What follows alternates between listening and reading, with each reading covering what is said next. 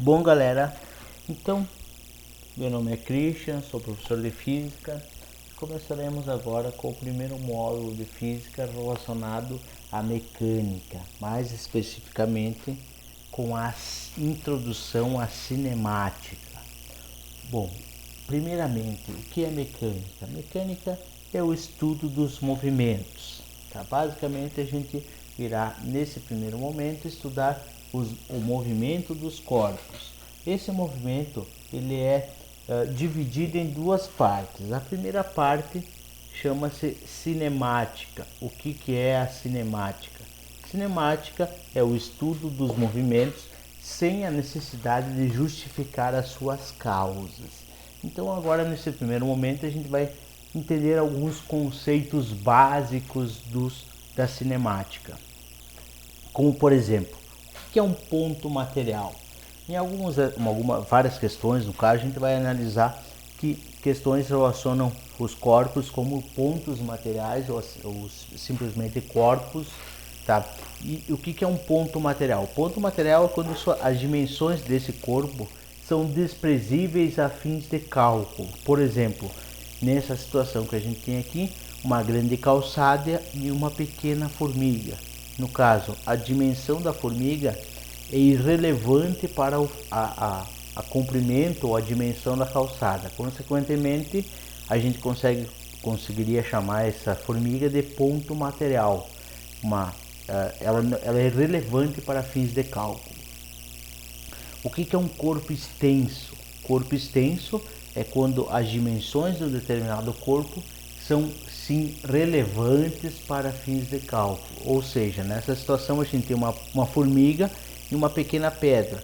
Então a dimensão da formiga nessa situação ela é grande em relação à pedra, ou seja, ela se equipara em relação à pedra. Ou seja, nessa situação a gente deveria considerar o tamanho de formiga para fins de cálculo. Então quando a gente deve considerar o tamanho do corpo em relação ao cálculo, em função do cálculo, a gente deve chamar ele de corpo extenso. Tá? Lembrando que tanto um ponto material quanto um corpo extenso dependem de um referencial de observação. Esses referenciais a gente já vai entender um pouquinho mais para frente nessas ideias da cinemática. O que é trajetória? Trajetória de um determinado corpo. Trajetória, então, é uma linha imaginária de posições em função do tempo. Ou seja, nessa situação a gente visualiza um avião soltando um objeto. Notem que o avião continua a sua trajetória linear e o objeto começa, após ser solto do avião, começa a exercer uma trajetória caindo em relação ao avião.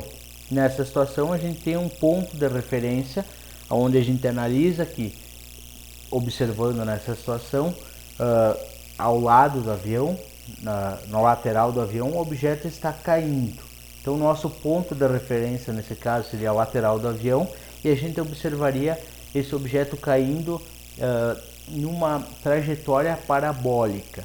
Então, essa trajetória a gente poderia chamar de uma linha de posições em função do tempo.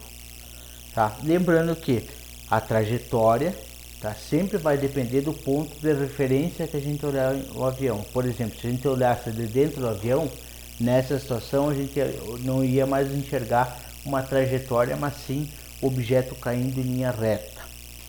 O que é posição? Posição é a localização de um móvel, de um objeto em relação ao tempo. Por exemplo, nessa situação descrita aqui, essa localização vincula-se à letra S. O que é posição em relação a um corpo, por exemplo, em relação a uma situação? Mas o que significa essa letra S? Letra S vem do inglês space, por isso é determinado pela letra S. Nessa situação, então, temos a primeira posição desse objeto, desse móvel, significaria 10 quilômetros. Então, ele sai da posição 10 quilômetros, que seria a sua posição inicial, vinculada nessa situação a primeira posição, que é a posição S1, e posteriormente a posição S2 desse corpo seria a posição 35 quilômetros. Então a gente vincula. O que seria nesse caso posição? Posição seria a localização desse corpo em um determinado tempo. O que seria deslocamento? Então, deslocamento é uma variação de posições em função do tempo. Nesse caso, a gente analisando essa situação, a gente teria que a variação, no caso desse determinado móvel, ele saiu da posição 10 e foi até a posição 35 km, ou seja, ele saiu com a posição inicial sendo 10 km e passou a posição final sendo 35 km. Então, como a gente calcula o deslocamento deste corpo? O deslocamento é determinado pela posição final menos a posição inicial, ou seja, qualquer tipo de variação é sempre algo final menos algo inicial. Nesse tipo de questão, deslocamento seria posição final menos posição inicial, ou seja, 35 km menos 10 km, ou seja, ele variou 25 km de deslocamento. Partindo para outro conceito de movimento e repouso. Bom, o que na física significa movimento e repouso? Bom, nem sempre aquilo que pode estar parado ou aquilo que não pode caminhar teoricamente significa que aquele objeto está em repouso. Muito pelo contrário. Na física, tudo aquilo que a gente referencia em relação a algo pode estar em repouso ou em movimento. Basicamente, a gente não pode ter algo em movimento perpétuo ou em repouso perpétuo. A gente pode ter algo que esteja em movimento em relação a algo, mas em repouso em relação a algo. Então vamos atribuir a esse exemplo. Nesse exemplo a gente tem uma situação onde descreve inicialmente dentro de um trem, duas pessoas, uma andando em relação ao mesmo sentido da velocidade do trem e outra um sentido oposto à velocidade do trem.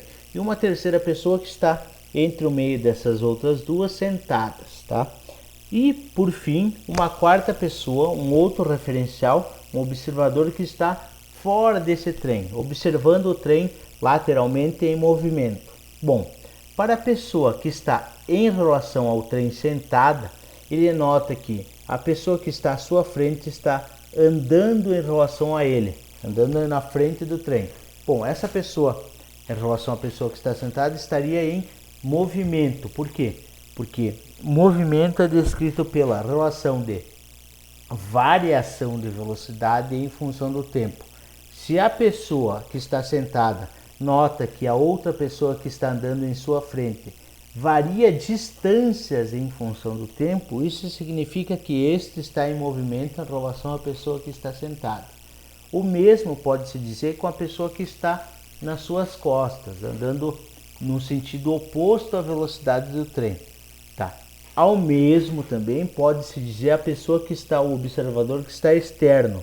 Notem que o observador que está externo deve notar que o trem está andando em relação a ele. Consequentemente, esse observador externo nota que há uma variação de distância em função do tempo em relação ao trem e os observadores que estão dentro do trem. Mas também tem um detalhe: se vocês linkarem o observador que está sentado em relação ao trem juntamente com o próprio trem, o observador em relação ao trem, esse observador que está sentado, consequentemente, ele não está em movimento em relação ao trem. Por quê? Porque não há uma variação de distância em relação ao observador que está sentado e ao trem. Consequentemente, pode-se dizer que o observador que está sentado está em repouso em relação ao trem. Certo? Então, analisando novamente isso, a gente pode analisar que quando a posição de um móvel se altera em relação ao referencial, no decorrer do tempo, dizemos que o corpo encontra-se em movimento. E quando a posição de um móvel não se altera em relação ao tempo, tá? Dizemos que o corpo está em repouso. Beleza, galera? Então essa é a primeira parte, essa primeira análise que a gente vai fazer sobre a ideia de cinemática. Beleza? Valeu!